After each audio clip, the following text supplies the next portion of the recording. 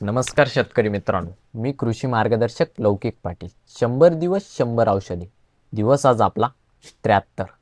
आज आपण ICL कंपनीचं 08 16 39 या ग्रेडविषयी माहिती घेणार आहे. यामध्ये आपल्याला नायट्रोजन 8%, त्याचबरोबर फॉस्फरस 16%, पोटॅश 39% असे हे 3 घटक पाहायला भेटतात. तसंच आपल्याला यामध्ये इतर मायक्रोन्यूटन देखील याच्यात पाहायला भेटतात. तसंच 8 16 39 ही एक न्यूट्रिएंट ग्रेड स्प्रेइंगसाठी. तसेच याचा फायदा काय या ग्रेडचा? स्प्रे केल्यानंतर पूर्णपणे पानावर पसरते. म्हणजे आपण स्टिकर घेतो, स्टिकर घेतल्यानंतर पूर्णपणे पानावर पसरलं जातं. पानावर पसरल्यानंतर पूर्णपणे आतमध्ये शोषलं जातं आणि उत्तम असा आपल्याला रिपोर्ट याचा पाहायला भेटतो. तसंच हे 3 घटक कोणत्या पद्धतीने काम करतात त्याविषयी आज आपण थोडक्यात माहिती जाणून घेऊ. तर आपला जो पहिला घटक आहे नायट्रोजन. नायट्रोजन म्हणजे नत्र. नत्र प्लॉटमध्ये आपल्याला ग्रीनरी आणण्याचं काम हे चांगल्या पद्धतीने करतं. ग्रीनरी म्हणजे काळोखी आणण्याचं काम हे चांगल्या पद्धतीने करतं. तसंच आपला जो पुढचा घटक आहे फॉस्फरस. फॉस्फरस म्हणजे काय? फॉस्फरस हे एक पांढऱ्या मुळीची वाढ चांगल्या पद्धतीने झालेली आपल्याला दिसून येते. तसंच आपल्याला प्लॉटमध्ये फुटवा चांगल्या पद्धतीने होतो. तसंच पिकाची रोगप्रतिकार शक्ती चांगली झालेली आपल्याला पाहायला भेटते. तसंच आपला जो तिसरा घटक आहे पोटॅश. पोटॅश हे काय काम करतं?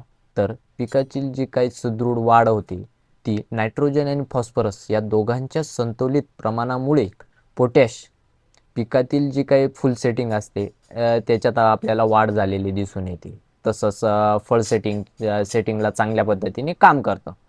तसंच या ग्रेडचा आपल्याला फायदा काय? तर आपण स्प्रे केल्यानंतर आपल्याला पांढऱ्या मुळीची वाढ चांगल्या पद्धतीने झालेली दिसते. तसंच प्लॉटमध्ये आपल्याला ग्रोथ चांगल्या पद्धतीने दिसते.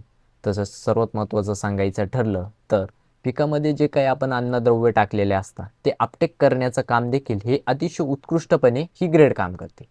तसंच सर्वात महत्त्वाचं वैशिष्ट्य म्हणजे या ग्रेडविषयी तर आपलं जे पीक ट्रेसमध्ये गेलेलं असतं ते ट्रेसमधून काढण्याचं काम देखील हे अतिशय उत्कृष्टपणे ही ग्रेड काम करते.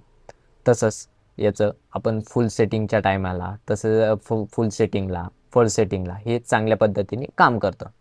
तसंच याच्या प्रमाणाविषयी बोलायला गेलं तर 1 लिटर पाण्यासाठी 5 ग्रॅम असं याचं प्रमाण आहे.